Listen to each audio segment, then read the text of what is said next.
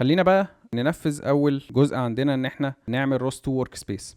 عشان نعمل روست تو ورك سبيس فاحنا بنستخدم يعني مينلي تو كوماندز، ممكن نخليهم 3 بس يعني احنا اختصرنا 2 في واحده. الكوماندز دي بتعمل ايه ببساطه خالص؟ هي بتكريت الدايركتوري او بتكريت الفولدر بتاعي اللي هو انا مسميها روست تو ورك سبيس، وبتكريت جواها فولدر تاني اسمه اس ار سي. يعني بتكريت الروست تو ورك سبيس وبتكريت الفولدر الخاص بالاس ار سي. فبدل ما اعمل على خطوتين ان انا اعمل روست تو ورك سبيس وبعد كده اعمل دايركتوري تانية جواها اسمها اس ار سي، لا، عملت الاوبشن اللي هو سلاش بي. ده بيسمح لي ان انا اعمل التو دايركتوريز جوا بعض. تمام، ان انا اعمل روست تو ورك سبيس وجواها اس ار سي فولدر. وزي ما احنا اتفقنا ان الاس ار سي هو ده الدايركتوري الوحيد اللي انا بعملها مانيوالي بايدي، عشان انا بحط جواها الباكجز بتاعتي او بكريت جواها الباكجز بتاعتي.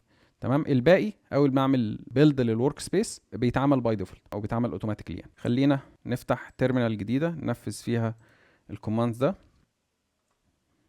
طبعا انا كده في الهوم دايركتوري دي، كده الهوم. لو انا عملت بي دبليو دي برنت وركينج دايركتوري هيقول لي الهوم ودي اسم اليوزر نيم. عشان انفذ الكوماند بتاعي اول حاجه بكتب ام كي دي اي ار، وده اختصار لميك دايركتوري، اعمل فولدر جديد. وبعد كده اديله الاوبشن اللي هو سلاش بي عشان يسمح لي ان انا اعمل كذا دايركتوري جوه بعض. وبعد كده هقول له ايه؟ هديله العلامه دي معناها ان انت من الهوم، واعمل سلاش وبعد كده روس 2 اندرسكور ورك سبيس، وبعد كده جواها هكتب اس ار سي. يبقى كده هتعمل لي دايركتوري او فولدر اسمه روس 2 ورك سبيس وجواه فولدر تاني اسمه اس ار سي. وبعد كده ندوس انتر. لو انا عايز اتاكد ان الدايركتوري اتعملت، ده بقى الكوماند التاني، ان انا بتحرك جوه الدايركتوري دي روس 2 ورك سبيس هلاقيها اتعملت اهي. لو دوست انتر انا كده جوه روس 2 ورك سبيس. لو دوست ال اس عشان يليست الفولدرز او الفايلز اللي موجوده، هلاقي دايركتوري تانية واحده بس اسمها اس ار سي. لو اتحركت جوه الاس ار سي دي بالسي دي اللي هو تشينج دايركتوري وعملت ال اس، هلاقيه ايه؟ هلاقيه فاضي. يبقى ده كده نفذ نفس اللي انا عملته. انا وانا جوه بقى الاس ار سي دي اقدر اكرييت يا اما بايثون باكج او سي بلس بلس باكج. طيب فين بقى الدايركتوريز التانية اللي كنت بقول عليها؟ يعني احنا كنا اتكلمنا هنا، لو رجعنا للصفحه دي هنلاقي ان احنا قلنا ان انا عندي في الاس ار سي بعملها مانيوال، بس المفروض في 3 دايركتوريز كمان بيتعملوا، البيلد والانستول واللوجز. فعشان الدايركتوريز دي تتعمل لازم اعمل بيلد للورك سبيس بتاعتي.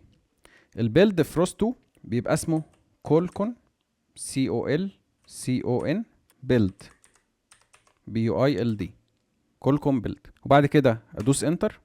هو اداني ان السمري ان في، هو كده عمل بيلد على فكره، بس هو الفكره ان مفيش باكجز موجوده، فهو بيقول لي السمري ان 0 باكجز. ولو عملت ال اس دلوقتي هلاقي عمل ال3 دايركتوريز التانيين اللي احنا اتكلمنا عليهم هنا اهو، البيلد والانستول واللوجز. تمام، ولسه موجود الاس ار سي اللي انا عملتها. مهم جدا تاخد بالك ان انت كولكم بيلد لازم تعملها جوه الروست ورك سبيس، ما ينفعش تبقى موجود جوه الاس ار سي. يعني انت لو اتحركت جوه الاس ار سي عشان مثلا تعمل باكج او حاجه، لازم تعمل سي دي دوت دوت وترجع للروست ورك سبيس الاساسيه بتاعتك وتعمل هنا كولكم بيلد.